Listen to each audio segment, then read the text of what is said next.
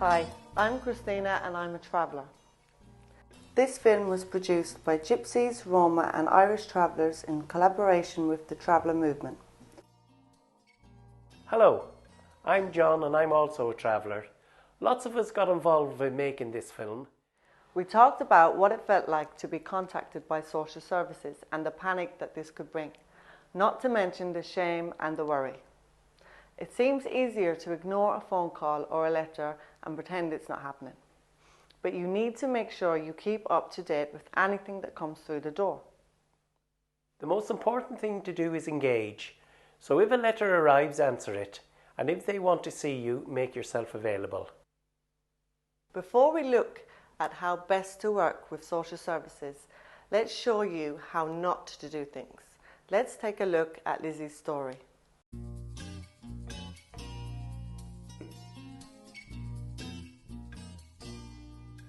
Lizzie's daughter Dolly has had days off school. There's been a bereavement and things have been difficult.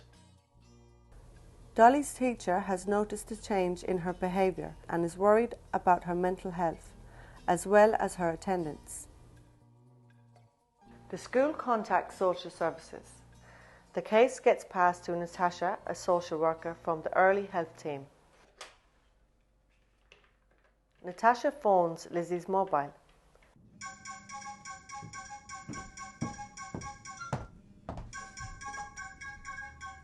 Hello?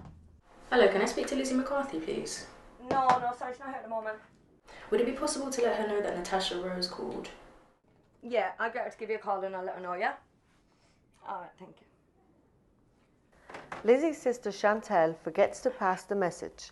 Natasha sends Lizzie a letter. Natasha is treating this as an urgent matter as the school is extremely concerned.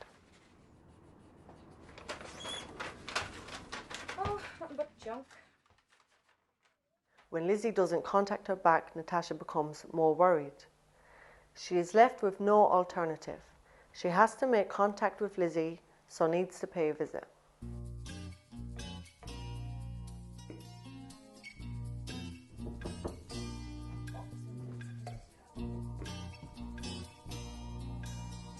Hello? Hi, my name's Natasha. I'm from Social Services. Am I right in assuming that you're Lizzie? I am, yeah. Okay, well we have got some concerns about her school attendance as well as her behaviour, and I have tried to contact you, sent you a letter, and I have called you. Nothing going on here, and as far as I know, she goes to school, and I don't want no social services on my case. So we are worried about her well-being. That is my main concern. Well, if she's not attending school, then that is an issue. No, there's nothing wrong with my child, so yeah, I don't need no social services. I don't even know why you're here today. I got no letters and I got no phone calls. Is there any opportunity that I might speak to Dolly? No, we can't talk to her, no.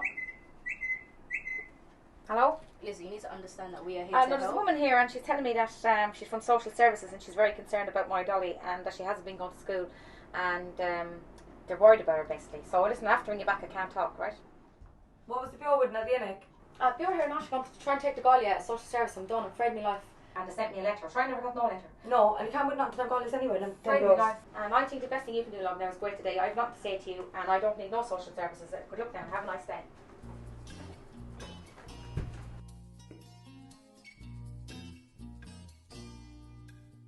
Well, that didn't go well, did it? The sad thing is that that's not the end of the story. Natasha needs to see Lizzie, so we'll have to find other ways to make contact if Lizzie still doesn't respond. I'm really, really concerned. The consequences are that Natasha may have to get a court order and involve other services. But it doesn't have to be like this. Things could have been very different. Let's take another look at Lizzie's story. Although it would have been better if she'd responded to the school, let's see what happens when she does engage with Natasha. Because Lizzie can't read, she asks Chantel to read the letter when it arrives. This is about Dolly. Chantel phones for advice. Lizzie makes an appointment with Natasha.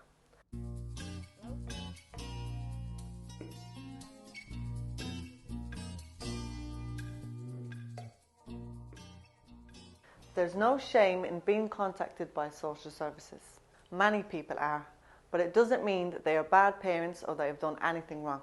Okay, well I'm here because I'm a bit concerned about Dolly's attendance at school. It's a bit of an issue. Yeah, sure. Be prepared for the social worker to ask personal questions because they need to find out what is happening. Is there any issues that you believe need improving? There was a bereavement and there was a few things going on, but we seem to have it a bit under control now because Ned is getting, he's getting help. Social workers are there to help improve the situation, and they want to work with families positively. At the moment, things are a lot better than what they were. My name's Denise Gilly. I am a social worker and I've been a qualified social worker for about 20 years. I've worked with lots of communities. There's a lot of children's services now work under the signs of safety model, and that signs of safety model is about full engagement with families and not social workers doing to a family but actually doing with and alongside a family, because it explores networks and empowers families to take control of the safety planning. Social workers should talk to you about the reason they're there, what the concerns are, listen to what you've got to say.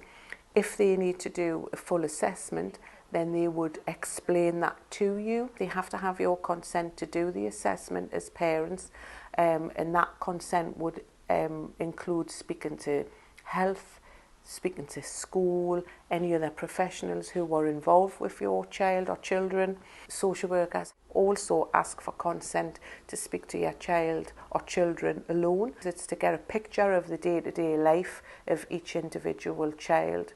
Not in all instances they would ask to look in the cupboards to make sure there's plenty of food, but in some instances they may ask to do that, and of course you're well within your rights to refuse that, but it's better to work with social workers. And I think if there's anything a social worker does or asks you and you don't understand, you have to be confident enough to say to them, I don't understand, can you explain that to me again?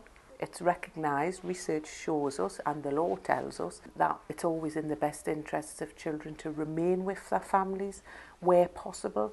Taking children away from their culture, their identity, their families, their history would be a last resort. Social services may be contacted because a child has been missing from school, for example, or they may have heard that there is violence or mistreatment in the home, or anything else that may raise concern.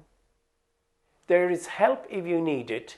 You can get an advocate or a translator, for example, and there are services that can help. You're entitled to get some support and legal advice, and you're entitled to have that paid for.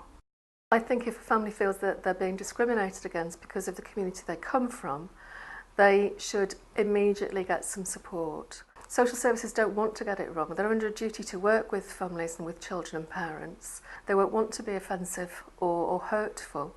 And if they're doing it by error, it can easily escalate into a situation where it's us and them, and the communication breaks down completely. And that's when you are most likely to have a court case issued. Never let it get to that point. Work with social services. If they don't understand you and you don't understand them, get someone in who can act as a bridge. And that will be your advocate, it could be your solicitor, it could be somebody else in the family who's got more experience or who is able to talk their language a bit better.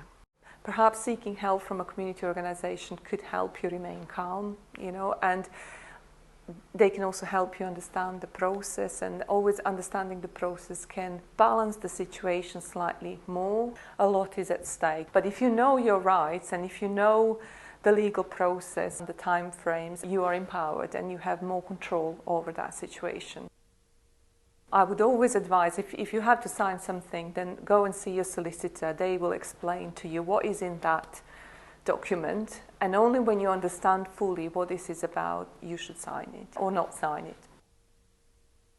There are lots of services locally that may be able to help.